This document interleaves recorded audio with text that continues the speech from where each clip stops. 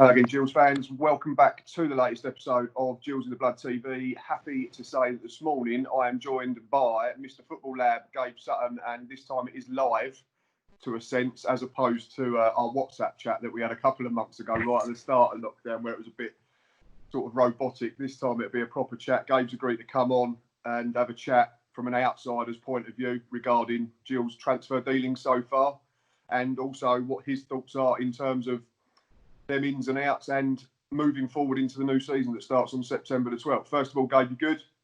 Yeah, not too bad, Matt. Great to see you. How are you keeping? Yeah, very well, thank you. Enjoying the heat and humidity and no football to watch, so I can go to a beach with a million strangers, but I can't go and stand in a non-league ground and watch a friendly, but that's probably for another video.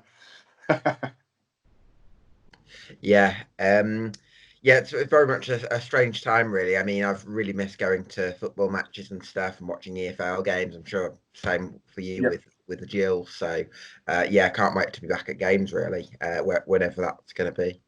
Yeah, I'm not sure it'll be straight away. I see something on Sky Sports this morning. Apparently, the Community Shield was meant to be used as a pilot event, and that's now been scrapped because of these spikes that we keep having. And it doesn't help when you've got stupid Scottish footballers, does it, going out on a razzle or deciding to go on a mini break after a game, which is stupidity of the highest order, unfortunately. But again, probably for another chat. Let's talk Gillingham. Yeah, absolutely.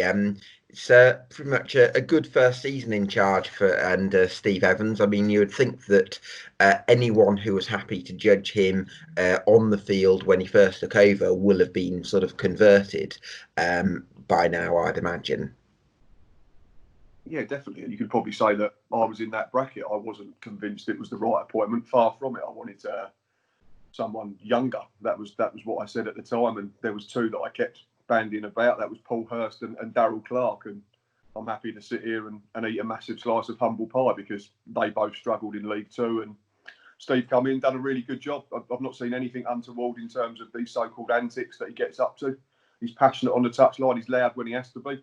He'll berate referees when he has to, but he's not doing it in a way that no other manager up and down the league does it. And bottom line is he's made us a better football team. Yeah, I mean, you've obviously become a lot harder to play against under Evans. A lot of clean sheets there. I mean, that's partly due to Jack Bonham's shot-stopping ability, but it seems like a lot of the defenders have improved under him as well. So that's got to be a massive positive. Yeah, the big one was Connor Ogilvie. Obviously, came in last summer, Steve Evans, and said that Connor Ogilvie would never play left back again, and he's just won, I think, 4 of the end of season awards, playing left back for pretty much 2/3 of the season. And much of that was probably to do with the fact that a certain Jack Tucker decided to burst on the scene and become hot property, so to speak, and the interest of apparently decent championship clubs. But he was on the verge of leaving, so that was almost like a bonus signing, so to speak. And he didn't look back after getting in the side at Bristol Rovers when he came on for Barry Fuller, who picked up an injury, who's now left the club. So that's probably a good point to move us on to transfers so far. Then we'll have a look at them.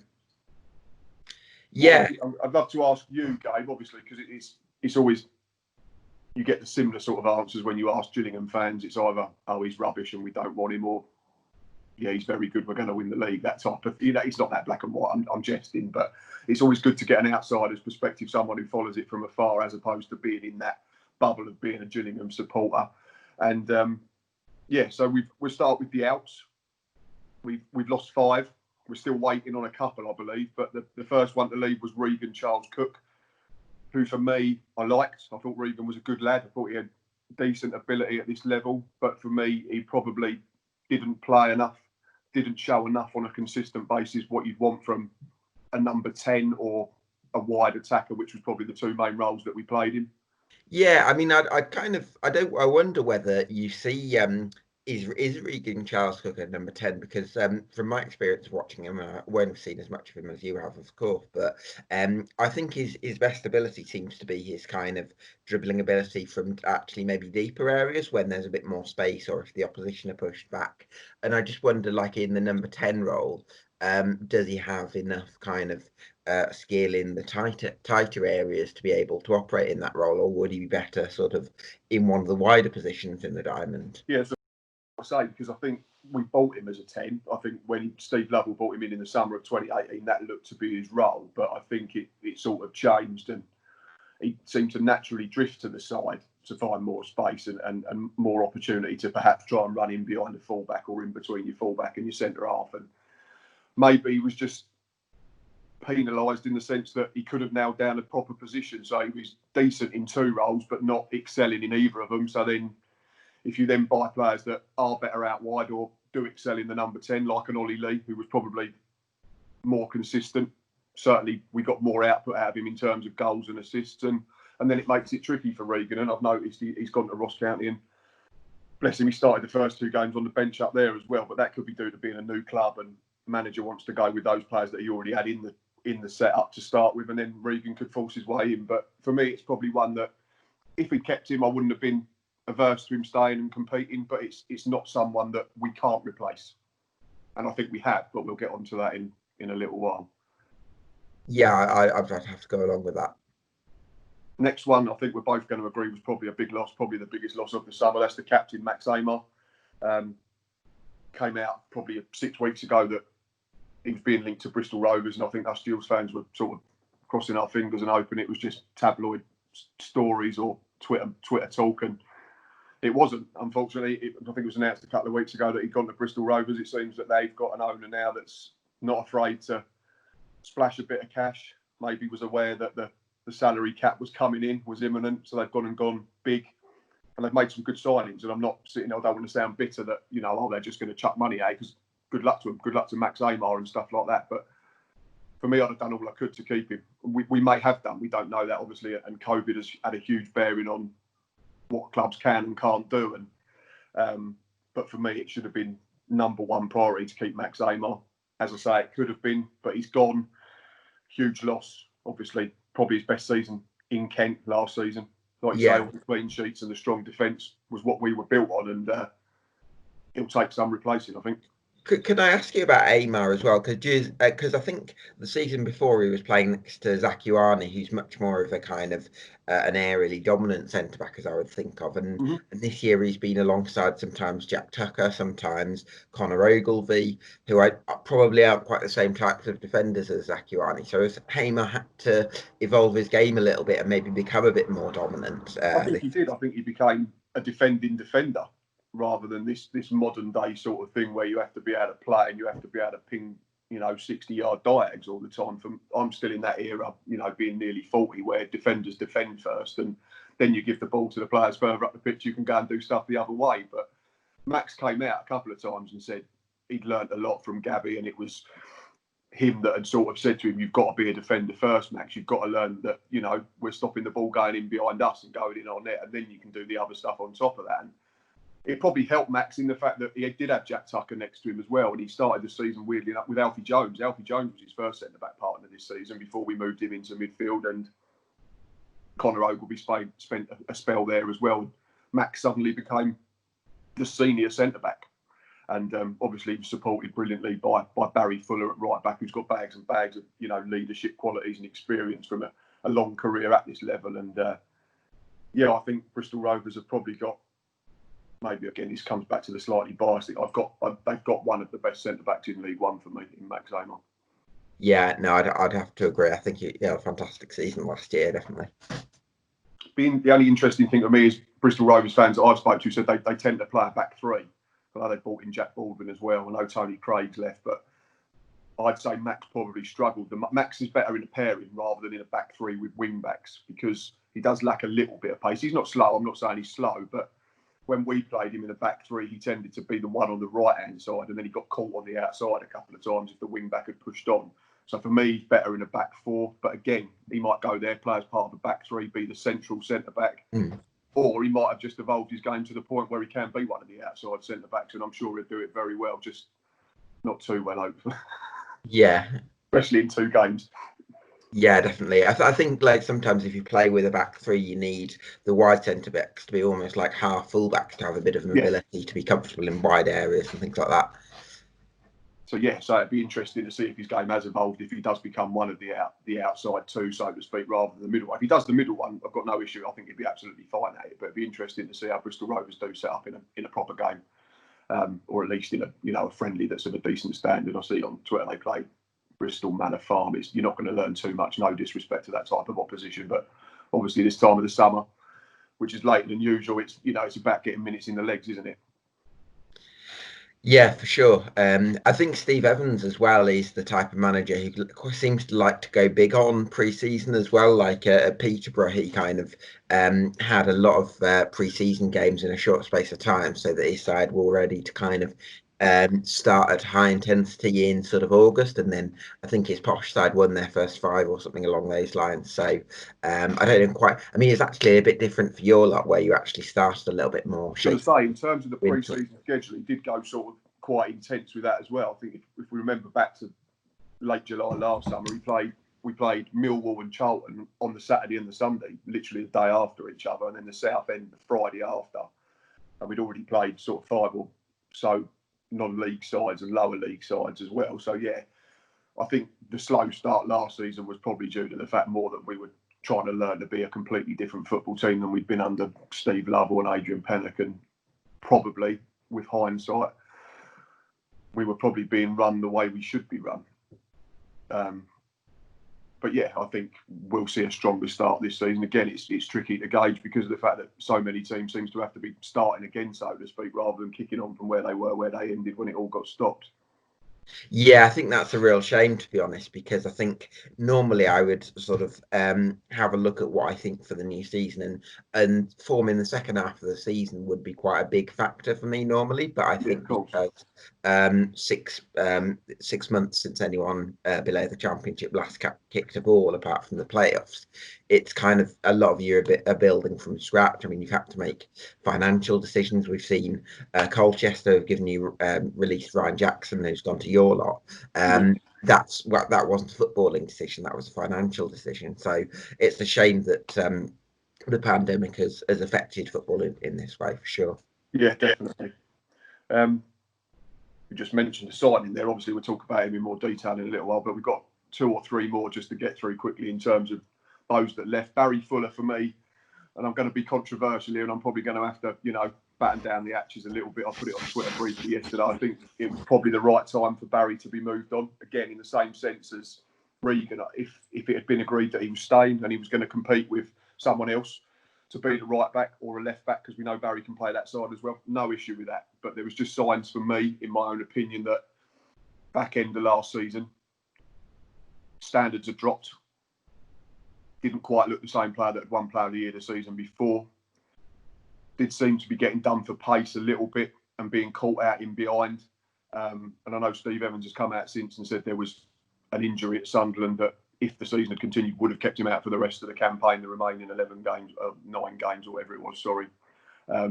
So for me, it's not one that I'm entirely surprised about. I think at 35, you do start slowing down. Old father time catches up with all of us, unfortunately, and there were just signs for me that Barry Fuller was starting to fall into that bracket. And I think that, as you've already mentioned him, we're mentioning him quickly, I think Ryan Jackson is an upgrade.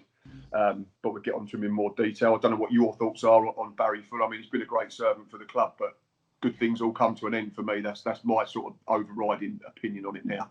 Yeah, I mean, you speak to anyone who supports teams that he's played for, and they'd say, consummate professional, very committed, gives everything he can with what he has. So I think there's a lot to admire about Barry Fuller, but he can only last for so long. So I can certainly see the logic in letting him go and maybe bringing in someone a bit younger in to replace him. Yeah, entirely that. And then if we get another one in as well, I don't know obviously what's going on, then we've then got 2 to compete with, obviously the one that comes in and Ryan Jackson, which I think would be, we always tend to be a team that only has one out and out right back, and then we always seem to have someone that's a midfielder that can fill in. And again, we might have to do that because of the way of the world at the moment, but obviously that's for another chat when we see what happens in terms of the transfer dealings moving forward. 2 more that have left that have been confirmed are Mark Byrne and Amika Mandron.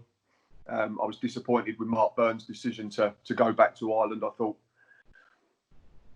he still had enough about him. I still thought at 31, 32, if he could get himself fit, he was going to be a very good player for us. He was probably in the best form he had been for a while. prior to the cruciate ligament injury in December. But he's made the call to go home and play in Ireland, which I admire him for. He could have said, right, I'm going to stay in England and pick up probably more money.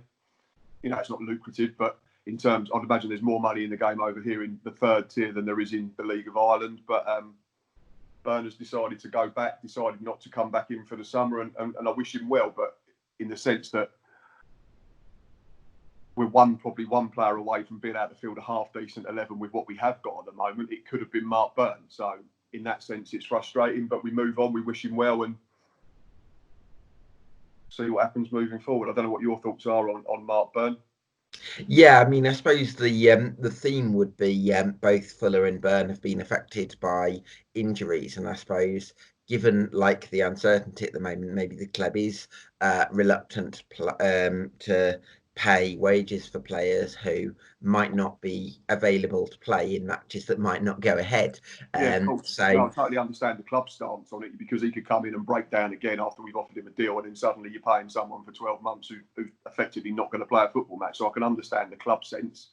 I just wish Byrne had given himself a chance and maybe come and had a go, but yeah, no, I can see that. I mean, he was your player of the year, I think, in 17-18, wasn't he? And he's a very sort of committed, tireless midfielder. I thought he had a great game up at Stanley when I saw him in October. Yep. And he played, I think, in one of those wide midfield roles as well and put in a real shift, despite being probably more of a deeper central midfielder by trade. So he shows he's got versatility as well. No, we played him holding midfield. I don't think he flourished. I think he enjoyed it more when he was from the side, because he had license to get up and down then and be just sort of an old-fashioned box-to-box midfielder. Obviously, the game's changed, hasn't it? We now have to have these CDMs or anchors and 10s and all that and 8s. But if we go back sort of, you know, when I was growing up, you just had two centre midfielders who worked their socks off going both ways. And I think Bernard was best suited doing that sort of job rather than being pigeonholed into an area. And yeah, someone in Ireland's going to get a very good player if he gets fit. I know that.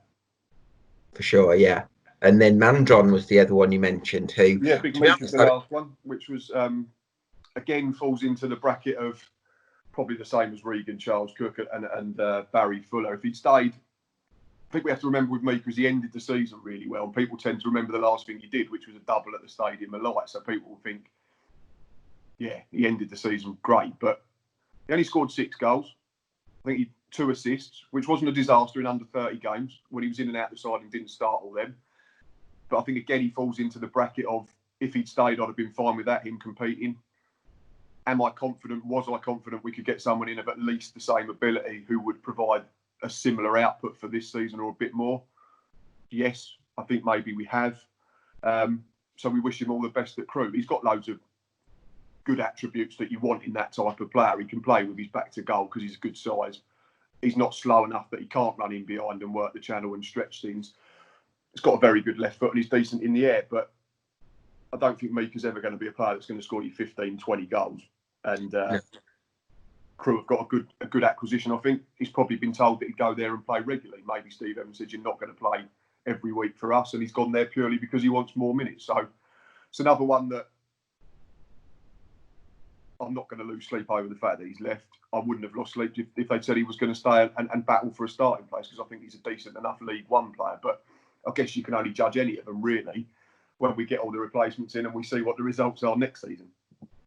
Yeah, I guess so. I mean, I quite like Mandron in the sense that he's pretty selfless. I mean, you mentioned his goal return, but I think he's someone who, if you go direct to, he can win those aerial duels, and then that's where you can bring your strike partner like a Hanlon and then the midfielders into play. Whereas I think it's really important that even if he doesn't score that many goals, he kind of facilitates other players scoring goals sometimes. So he's 100%. But I think looking at the one that we've bought in, and also the fact that we've got John Akindi, I don't see John Akindi as a 20 goal a season man. I think John Akindi probably does a similar job in the sense that he'll have it pinged into his chest and he'll lay it off. He'll have it into his feet with his back to goal, and he'll pull a centre half out to create space for a midfield runner.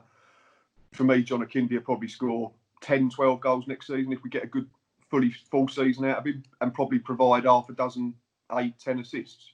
Yeah, I mean, I spoke to Lincoln fans about him in their title win, and I think he sometimes got a bit of criticism there, which was a bit surprising maybe because he didn't score that many goals, but I think because they're the three behind him in like a 4-2-3-1 in Dan Cowley's system actually sort of scored a lot of goals themselves. I think Kinde was a big part of that because he was someone who sort of dragged defenders away and created space for others, and sometimes you need that from centre forward. Yeah, and I think we'll get that again. Just looking at like that Sunderland game that we mentioned for Mandron, it's John that wins the first header before Ollie lays it off into the path of Mandron. I think one of the first games he played at Priestfield was at home to Shrewsbury after their Liverpool game. Got him behind, won the penalty. So for me, it's as good as an assist. I think on his debut he flicked on one and set up a goal. Was it at Rochdale? It might have been in a 2-2 draw. I think he was involved in one of the goals there as well. So he's clearly, we know what he's going to do and what the threat's going to be. And we've now got two fullbacks that can launch absolute missiles in terms of throwing. So I think it's becoming quite clear that Gills are going to be pretty direct again. So in the sense, looking at the other one as well that we'll talk about in a minute that's come in, I'd put him in that same bracket as well. So did we really need him, Mandron and John Akinde all performing the same type of role? Unless we change the way we play completely and suddenly buy wingers and play a single striker like you just said, like Akinde played up at Lincoln. But time will tell. Yeah, for sure. And then the two we're waiting on are youngster Henry Woods and the one that you've already mentioned, Brandon Hanlon. For me, we have to keep Brandon Hanlon. I think he's got all the tools to be good at this level.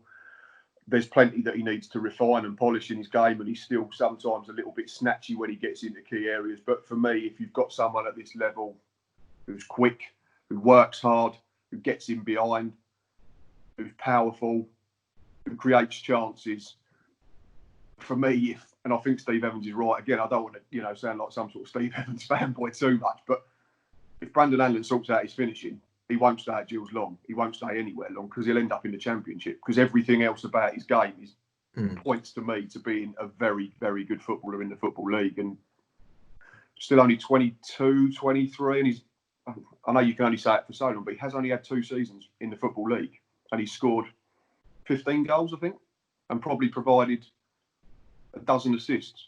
For me, that's not a disaster. We have to realise that, and I've said this to plenty of people, they're in League One for a reason. If they were 9s and 8s out of 10 every week, they'd be playing in the Championship or in the Premier League. They're going to chuck in the odd 4 or 5 out of 10 because that's the nature of the beast at this level. But for me, there's too much of a risk of letting him go, and then he comes back to bite us on the arse by scoring 15 goals somewhere else.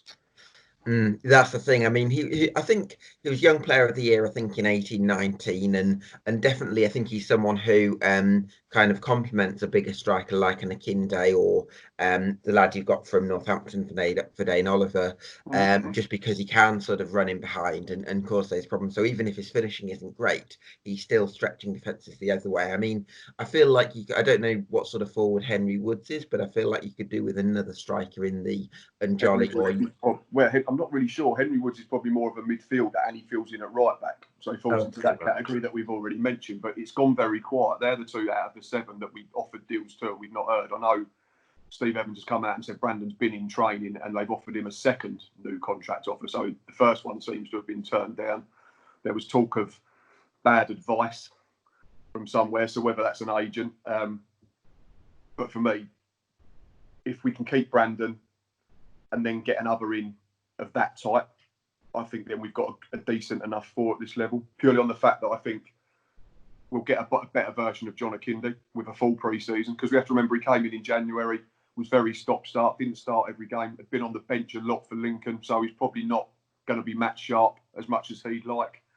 And I think he's a local lad as well, so in terms of being settled with the family, that could improve his mentality in terms of the mood that he's in. He's not far away from his family. I think we'll see a better John Akinde next season if we can get Brandon Hanlon, who, like you say, plays well with a big man as well. You said Young Player of the Year, 18-19, played alongside Tom Eaves. I get told off by Tom when I pigeonhole him as a centre forward who's a target man because of his size, because he can run in and do the other side of the things. But it's an example of a partnership that worked, that Tom tended to be the one that would be the first point of target. Brandon would be the one that's then running in behind. The other option for me from Brandon is maybe playing from the side if you play the 3, because of that sheer pace and power where he can get to the byline. And then if he can refine the pullback and the finishing, we could have one hell of a player on our hands.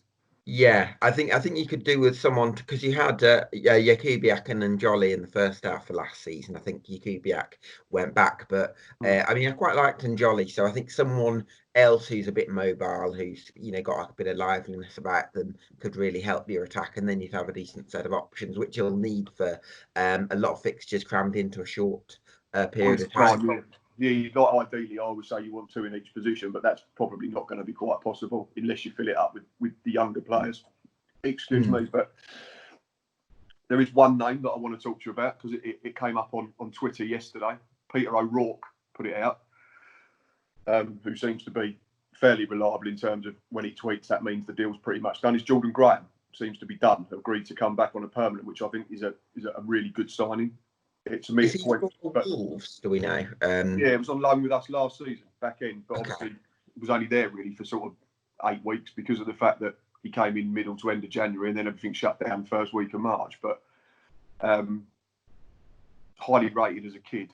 And then obviously I know he suffered a couple of injury problems. What we saw of him last season probably wasn't enough, but there were certainly flashes of the ability to drop a shoulder and get to the byline. I think the Southend game's one I tweeted yesterday. Gets to the byline, stands up a ball for Connor Ogilvie to head in. And does it point to maybe Steve Evans looking at a slightly different system in terms of maybe going two wide attackers and just a lone centre forward? Yeah, I was just wondering about that because from what I remember of him, like in the early days at Wolves, was he sort of played as kind of like an exciting direct winger. I don't know whether his game's changed since then, but Well, that's where um, we saw him predominantly out wide, very, very wide, sort of boots on the touchline type thing. So it was that phase yeah, where we were playing 4-4-2 because we were trying to bridge the gap to the top six. yeah, I mean that'd be really interesting, wouldn't it? So yeah, you could look at changing the formation and maybe play someone like a Brandon Hanlon in one of the wide forward positions. That might be one of the options, and then have either Oliver or Akinde up top. I do quite like the diamond system though, just because of the central support that it gives you, and maybe you could have Jordan Graham as starting out as an option from the bench. So if you could start with a diamond, because that was quite successful last season, I would suggest. Oh yeah, But then, definitely. when play gets a bit narrow towards the second half of games, then you can maybe bring Graham on and put Hanlon out wide and sort of change things that way. So that might be an option. That's it. Yeah, I'm not against it. My only concern would be that we sign him and then we play the diamond all the time, and we end up with sort of a Mark Marshall Mark II who just can't get games purely because of the fact that he doesn't suit the system. And that's no disrespect to Mark Marshall, because when we signed him last time, I thought, oh, we've got one hell of a player here, and he started against Burton. I think after 20 minutes on the match day live, I turned around to Boz and I said, he'll win player of the year. He's a joke. His ability's frightening. And then it didn't happen. But he went to Northampton and got promoted. So good luck to him. So anyway, we've done all the outs. We've done the maybes. We've kind of touched on a couple of ins. So let's go through them in a bit more detail quickly. We might as well start with Dane Oliver then. We've already mentioned him. So it's come in maybe as a direct replacement for Mika Mandron. I think he got 8 goals for Northampton last season, 4 or 5 assists. Looked at some videos, obviously YouTube, they only show the best bits, that's how they're designed, but he certainly looks the part, looks like he works hard. I was impressed with his interview in terms of the fact that he said, I'll be in here to work hard and play for the team. I thought that stood out, that comment. And yeah, I think if we can get a similar output from him this season again, so that'd be 12 direct goal involvements, I don't think that'd represent bad business at all. No, I mean, I think we know what we're going to get stylistically from Steve Evans, don't we? And I think it's really important that you've got target men who kind of suit that. And I think Dane Oliver was brilliant in the League Two playoffs. He's definitely someone that you can hit early, and then he can sort of bring other players into play. And I think, like with Northampton last season, like they were pretty sort of direct in the sense that they would go direct from deep to a main target man. Someone like Oliver, he would kind of do the legwork, if you like, and that's kind of where any football would flow through, like Adams and Hoskins and players in that final third. And I think, yeah, he can do a similar job for your lot. And I think there does seem to be, because academies certainly at the elite level aren't really producing that many target men, so I don't think there's loads of them necessarily in the English game. So I think it was really important that you brought in Oliver, because I think he's one of the select players that can really suit your system. So I think it's a good signing for sure. Yeah, so yeah, you'd almost pair him up and say that they couldn't play him and Akinde. They'd be too similar. Would that be your view on it? That would be mine, looking at them just as what I've seen from Big John playing for us, and also looking at YouTube and EFL clips on the internet, to me they probably couldn't play together too often, because I think they probably make similar runs, drop into the same type of areas. Yeah, I think so. I mean, there was about 5 or 6 years ago, Wakinde was at Barnet, and that was where you could see you were able to play a ball over the top for him, and he'd run onto it with his pace. I think with age, that's maybe not so much his game now, and now he's more about holding the ball up for other players, and he probably does come into more of a Mandron or an Oliver type category, and you'd be looking at a Hanlon type, hopefully another forward in that mold. Which comes back to the thing for me, which we need to do all we can to keep Brandon, to give us that different type of striker. Yeah, absolutely. I think that's going to be really important. I mean, obviously the club's got to make financial decisions because it has been a really tough time. But at the same time, I think you've got to have someone with a bit of pace up top to complement a really big striker. So hopefully you can keep hold of Brandon. Yeah, and the fact that we've offered him a second contract deal often seems to indicate that there is a little bit there for him to be kept. So fingers crossed. First one we mentioned was the fullback situation. That's Ryan Jackson. I've said I think it's an upgrade on Barry Fuller. We had him for 2 seasons before, from 2015 to 2017. I know I sound like I sound like a YouTube video, I know now, but I tend to write off the 2016-17 season because he suffered with injuries and we were awful. And I think he probably played unfit because we didn't have a good enough squad. But if we get the 2015-16 Ryan Jackson back that played under Justin Edinburgh, that helped us finish 9th, people tend to forget that that's our highest finish since the Championship days 15 years ago. Still, then I think we've got one hell of a right back at this level. He's proved himself for a full season at this level with us. He's had 3 very good seasons at Colchester, barely missed a minute, and I think he's decent enough defensively. I think if there is any work to be done, Paul Rayner will do that like he did with Connor Ogilvie. And I think in terms of going forward with his pace and his power and his crossing ability, because he's decent output in terms of assists over his time at Colchester, I think we've got a very, very good League One fullback.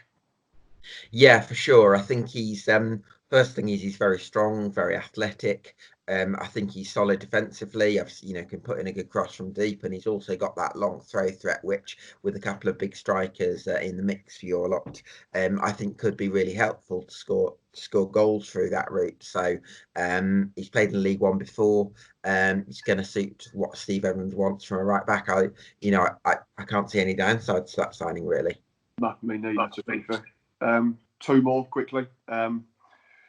We spoke about the potential to play a 10 with 2 wingers and a centre forward, or a 10 with the diamond system, and I think we could probably safely say that Jacob Mellis would fall into that category.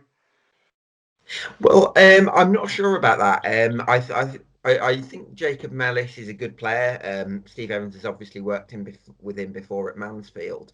I'm not quite sure I see him as a number 10. If you describe a number 10 as someone that's going to act as almost like a second or third striker that's going to sort of break into the box and sort of create high at the pitch, I don't know if that's what Mellis does. I think that might have been what he did sort of earlier in his career, but I think recently he probably operates in a slightly deeper role where he gets an extra yard of space maybe, and then can sort of pick the odd diags, and then you'd maybe have a number 10 ahead of him.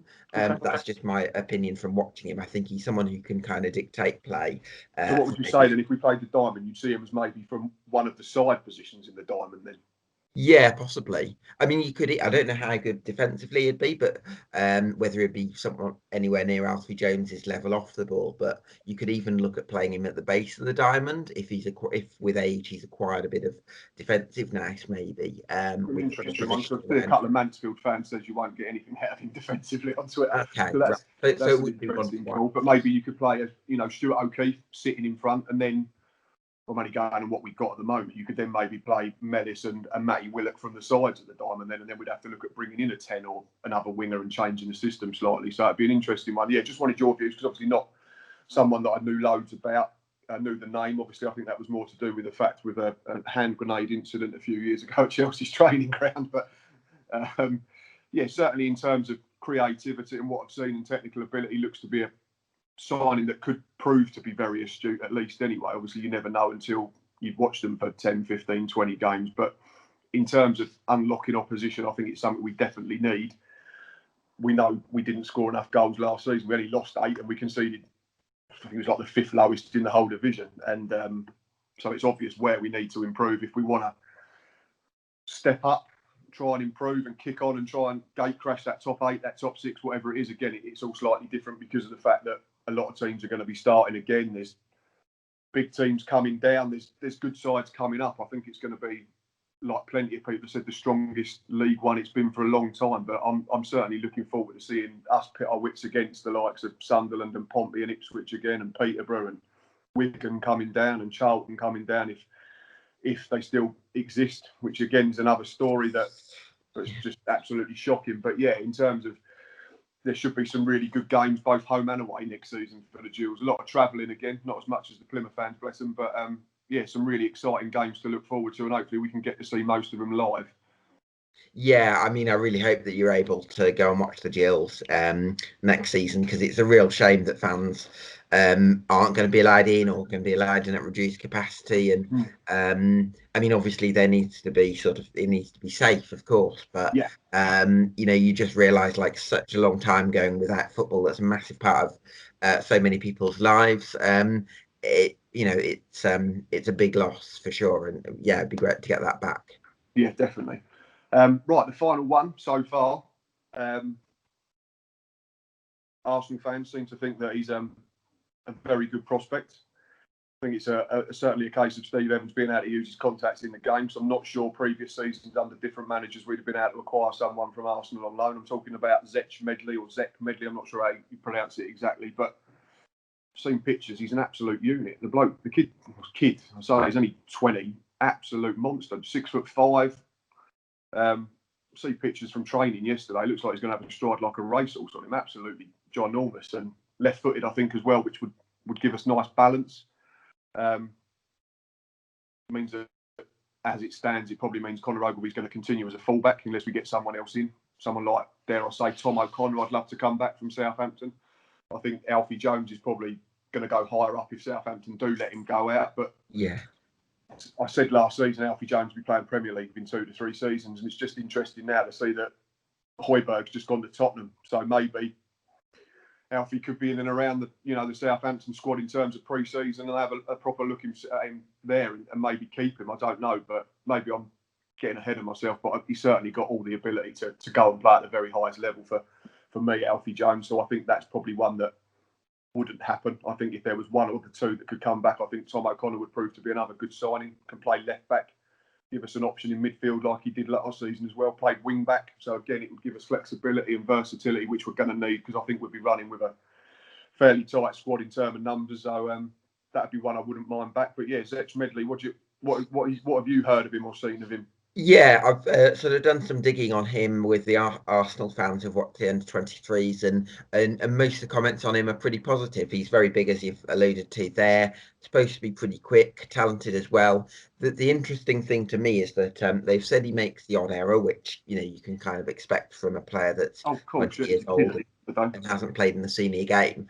I suppose the key question for me is, I think that if you make a mistake in a Steve Evans team, I do think he'll be onto it pretty quickly. I don't think he'll say, okay, he's learning. I'd say, no, you've got to get rid of the ball. And I think that, I mean, I don't have a problem with managers who want their team to go direct and be effective, and Steve Evans has done a great job like that. But I just wonder with Medley, that I think if he has the mentality to deal with the criticism that Evans might give him sometimes, and kind of really rise to that, and sort of grow with it, then I think it's a brilliant signing.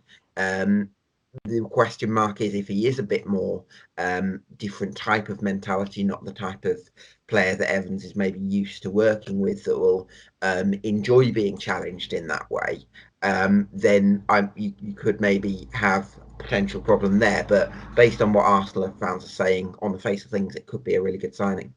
Yeah, that's probably the way I'd sum it up as well. I think you could look at him, he's probably coming in and is in a similar position now to what Jack Tucker was when he first broke into the side. And I think Steve Evans was quite blunt and quite bullish about Jack Tucker on a couple of occasions. So fingers crossed he can take it on board in the same way that Jack did, and improve throughout the season. I think, again, it comes back to what I said. They're going to be in League One for a reason, because they're inexperienced. They're going to make the odd mistake. They're going to have the odd howler. They're going to have a bad 90 minutes throughout the season. That's the reason they're coming to this level, to learn and to, you know, it's like you say, to evolve and to improve. But again, I spoke to an Arsenal blogger. I can't think of his name off the top of my head. I messaged him and said strong points and stuff like that. And he said, yeah, he's prone to make the odd error, but he's comfortable on the ball. He can bring it out from defence. The only concern there would be, does he sound too similar to Jack Tucker? Yeah, I suppose that's the interesting thing. Whether, I mean, I've heard Nottingham Forest could. I don't know whether there's any substance behind the links with Forest. Whether that's just because a Forest fan tweeted me about Tucker, but I don't know whether that was due to an actual link or whether it was just someone he had his eye on. But yeah, you would think Steve Evans would want. I mean, I've got a feeling you might bring an experienced centre back in, and then you could. I've got to bring in. That's why I said Yeah. O'Connor, because if you could bring O'Connor in, he can play fullback, and then you can free up Connor Ogilvie to become a centre back as well. And the name that keeps obviously doing the rounds in terms of us is Reece Bennett. So that's been on Twitter for ages, and obviously it's another ex Steve Evans player who's played at a decent level in League One, over 80 times at the top end with Peterborough, and we definitely need some experience in there. I think at the moment Ryan Jackson's comfortably the most senior player in that back five that we've currently got. And he's only 30. I mean, that's not old in the modern game, I think. And then Jack Bonham after that is, what, 26? The other three you'd say are still very young. Is there a natural captain in there? That would be a slight concern of mine. Maybe Stuart O'Keefe would get the armband. I don't know. Obviously, we're surmising because we're still a month from the season and we're still 2 months effectively from the end of the transfer window. So it's all sort of up in the air a lot. But I'd definitely like some more natural leadership in that back four.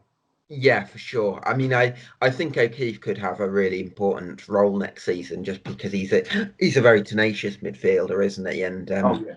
And I think he can do a really good job, like wide in a diamond and maybe at the base potentially. So he'll put a shift in. He's played in the Premier League, I think, with Cardiff as well as. So yeah, he could have a really big role next season in terms of his sort of know-how and his tenacity as well.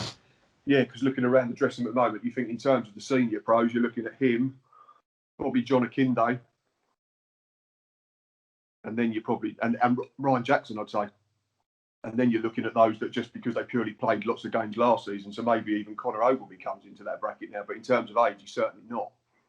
So I think we definitely need probably three or so wiser, older heads, so to speak, coming in, and if we can get the blend right, I think it could make for certainly an interesting squad and potentially a very interesting season.